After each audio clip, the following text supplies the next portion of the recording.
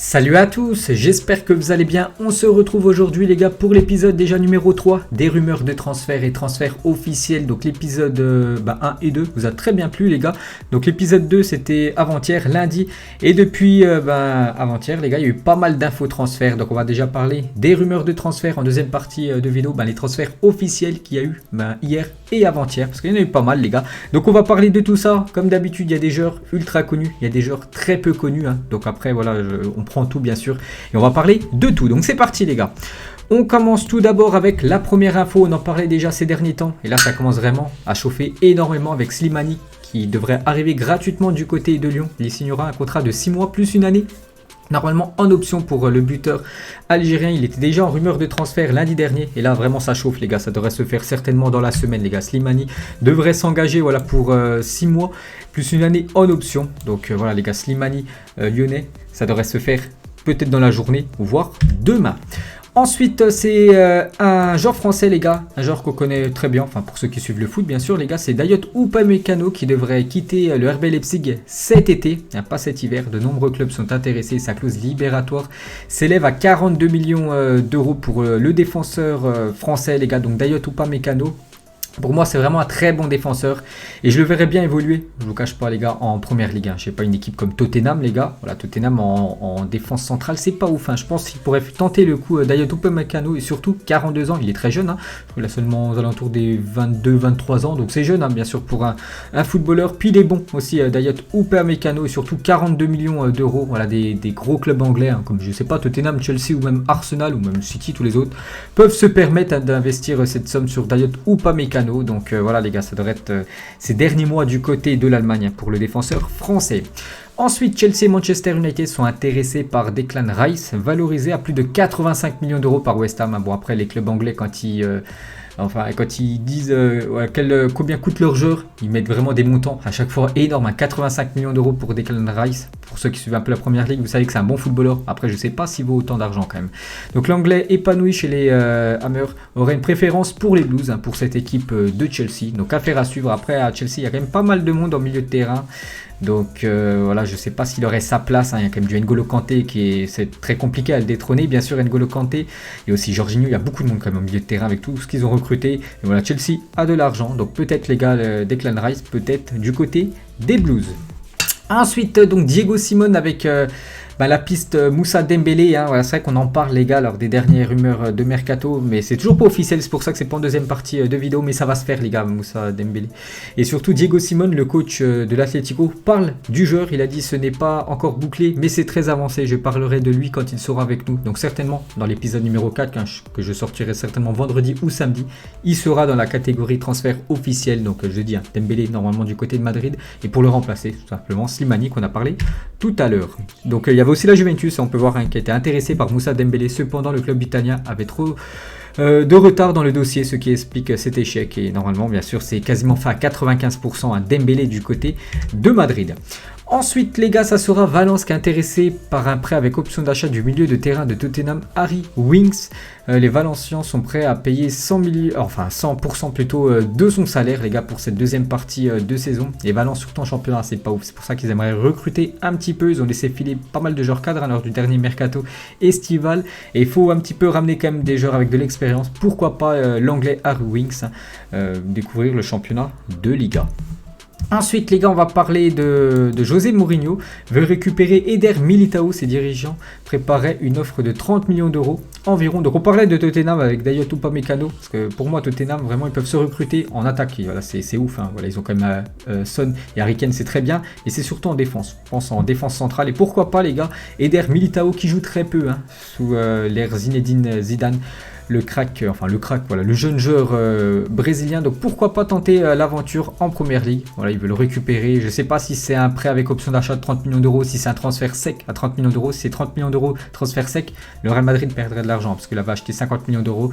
Eder Militao, donc pourquoi pas le voir là-bas en première ligue. Bien sûr, il jouera un petit peu plus du côté de Tottenham que du côté du Real, parce qu'il joue très très peu quand même, Eder Militao. Ensuite, un autre défenseur Donc j'en ai parlé les gars, pour ceux qui suivent mes app images de temps en temps, les gars, vous voyez que c'est des infos qui étaient dans mes app images, mais là c'est vraiment que des vidéos concentrées sur les transferts. Donc c'est Tomori, un défenseur de Chelsea, et l'AC Milan a contacté Chelsea pour Tomori qui verrait d'un bon oeil un départ en Italie. Il est l'option numéro 2 après Mohamed Simakan qu'on va parler juste après. Donc Tomori les gars qui joue aussi très peu du côté de Chelsea les gars, il y a Aspi titulaire, il y a Thiago Silva, donc voilà le jeune défenseur anglais, il joue très peu et pourquoi pas tenter une aventure en Italie parce que l'AC Milan veut un DC pendant ce mercato hivernal. Donc on parle de Tomori et aussi Simakan qui est la piste numéro 1 pour l'équipe de l'AC Milan. Mais le problème, on vient de voir, c'est Mohamed Simakan qui s'est blessé face à Lens, donc il y a quelques jours.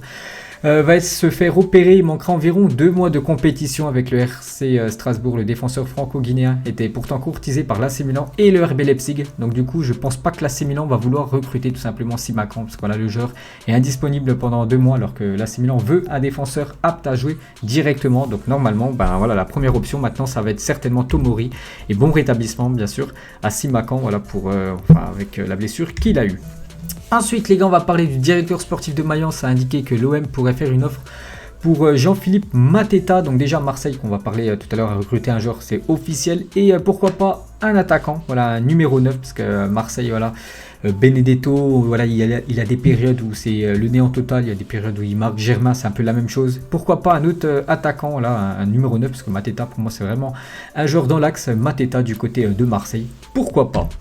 Ensuite, le Bayer Leverkusen sera en bonne position pour signer Timothy Fosu-Mensah, qui joue très peu du côté de Manchester United. Fosu-Mensah, donc il reste encore quelques détails à régler entre les deux clubs. Donc peut-être un départ pour lui du championnat anglais direction l'Allemagne. Ça peut se faire du côté du Bayer Leverkusen. En plus, c'est une bonne équipe. Le Bayer Leverkusen, cette saison très bien classée en championnat. Ils sont toujours engagés en Europa League. Ils sont qualifiés vu que c'est dans le groupe de Nice. Donc je ne sais pas s'il pourra peut-être faire l'affaire là-bas. Mais à Manchester, c'est compliqué. Il a très peu de temps de jeu.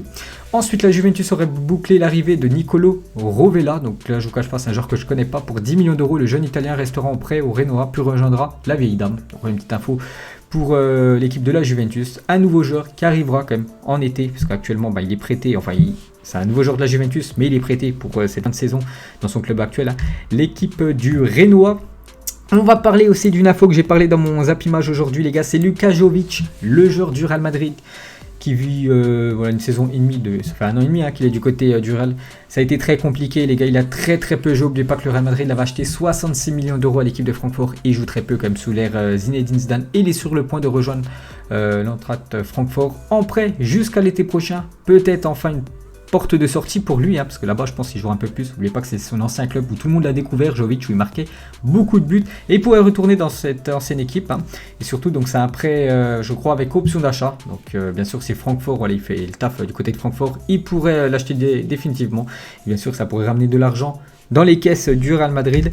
Donc le directeur sportif de Francfort, il a dit Jovic est sur le point de nous rejoindre en prêt jusqu'à l'été prochain. Nous devons encore régler quelques détails. Donc certainement vendredi les gars, dans l'épisode 4, ça sera officiel. Jovic retour du côté de Francfort. Ensuite, le Bayern a fait part au Borussia Mönchengladbach de son intérêt pour signer Florian Neuhaus. Donc un joueur que je connais très peu. Je vois le joueur qui c'est, mais j'ai très rarement vu jouer. Donc le milieu de terrain possède une clause de 40 millions d'euros. Le Real Madrid surveille également l'Allemand de très près. Donc peut-être, il resterait en Bundesliga, mais cette fois-ci, il signerait dans le plus gros club. Bien sûr, le club du Bayern Munich. Après, je ne sais pas s'il jouerait, parce que il y a beaucoup de monde, les gars, il y a beaucoup de concurrence quand même du côté du Bayern. On peut voir aussi que Loïc Baldé aurait de nombreux prétendants pour un joueur de Ligue 1, pour un joueur de Lens. Donc il a fait une très bonne première partie de saison. Donc l'AC Milan, Rennes, l'Olympique Lyonnais, Gladbach et Leeds United sont intéressés quand même par le joueur de Lens. Donc il a fait une très bonne première partie de saison. Donc on verra les gars, ça peut se faire les gars pendant ce mercato hivernal. Ensuite, ça sera Arsenal a ouvert des discussions avec les représentants de l'attaquant du Paris Saint-Germain, Julian Draxler. Lui aussi les gars, ça chauffe. Draxler du côté des Gunners, il joue très peu du côté du Paris Saint-Germain. Après, il a deux choix. Soit il continue du côté du PSG, il touche son gros salaire, mais il joue très peu. Ou soit peut-être il va du côté de Arsenal, il touchera peut-être un peu moins d'argent, mais il jouera un petit peu plus. Il jouera en Première Ligue. Maintenant, c'est lui maintenant qui va décider bien sûr de son avenir. Ensuite, en pénurie derrière, Liverpool souhaiterait recruter le défenseur de Naples, Nicolas Maximovic, donc un défenseur que je connais pas. C'est vrai que Liverpool, on sait que ces derniers temps il y a eu beaucoup de blessures avec Van Dijk un coup, il y avait aussi Robertson, il y avait Fabinho, il y avait Alexander Arnold, tout ça. Donc peut-être il pensera à ce joueur les gars pour ramener un petit peu plus de monde quand même dans le secteur défensif. Du côté des Reds, on peut voir aussi que Reuters en fin de contrat en juin prochain ne va pas prolonger à Rennes. Donc lui c'est une jeune pépite du côté de Rennes. Ils en ont pas mal, ils ont Kamavinga, ils ont aussi ce joueur les gars, ce jeune attaquant. Il devrait pas prolonger. Voilà l'aventure avec son club formateur, le buteur de 18 ans a une priorité pour l'Allemagne où Hoffenheim est très chaud pour l'accueillir. Donc voilà, il pourrait récupérer un peu d'argent, l'équipe de Rennes, et voilà, le joueur qui est français je crois, préférait le championnat allemand que poursuivre sa carrière en Ligue 1. Ensuite le Nîmes Olympique aimerait se faire prêter Marley Ake qui dispose d'un faible temps de jeu à l'OM. Bon après ses stats, cette saison c'est 0 but, 0 passe D pour Marley Ake qui joue très peu, et c'est pour ça que Nîmes, voilà actuellement je crois dernier de la Ligue 1, aimerait se faire prêter l'attaquant, et bien sûr il jouera un petit peu plus, je pense que ce serait mieux que Marseille pour lui, parce que tout simplement il joue un petit peu plus que là du côté de l'OM, il joue très peu.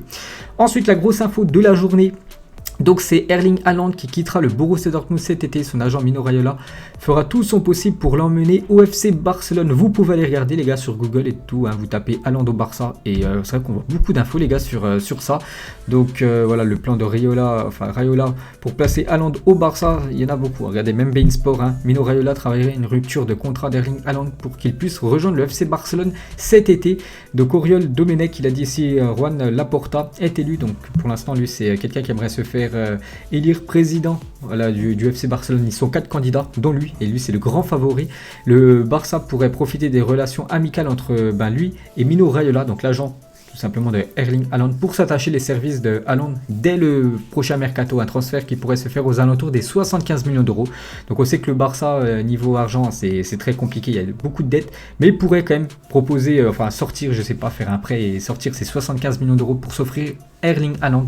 Et là ce serait un très gros coup les gars, parce que pour moi Haaland les gars c'est vraiment, pour moi l'attaquant il y a le plus d'avenir avec Marcus Rashford, et vraiment s'ils arrivent à se faire ce coup, le Barça Erling Haaland lors du prochain mercato, ça peut être très très lourd pour les prochaines saisons les gars, parce qu'il est très très bon, et je pense qu'il pourrait faire un bien fou à cette équipe du FC Barcelone. Ils ont laissé filer Luis Suarez, voilà, tu le mets vraiment en numéro 9 avec je sais pas Dembélé, Messi, Griezmann, tout ça à côté qui peuvent lui donner des ballons, ça peut faire très très mal les gars Haaland du côté du Barça. Donc on va passer rapidement les gars au transfert officiel. Donc Kevin Denke, 20 ans, quitte Nîmes et se retrouve transféré au Cercle Bruges. Donc là c'est tout transfert officiel maintenant, donc Erling Haaland c'était rumeur de transfert, maintenant on passe dans la catégorie transfert officiel. Donc voilà lui les gars, direction la Belgique.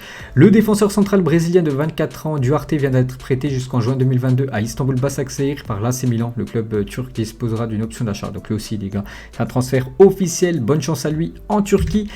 Kevin Strootman est arrivé à Gênes, c'est toujours pas officiel, mais voilà, quand on le voit avec l'écharpe, il a juste à passer bien sûr sa visite médicale, et normalement dans la journée les gars ça sera officiel. Strootman lui quitte l'équipe de Marseille et rejoint l'Italie. Dans l'autre sens les gars, un joueur du championnat italien lui vient du côté de la France, et Paul Lirola rejoint l'Olympique de Marseille. C'est officiel, c'est un prêt les gars, un prêt avec option d'achat de 12 millions d'euros, donc il est prêté jusqu'à la fin de saison, donc il portera le numéro 29 du côté de Marseille. Aussi Jean Lugard, un jeune joueur de l'Olympique Lyonnais qui jouait très peu, donc du coup il est prêté du côté de Brest jusqu'à la fin de la saison.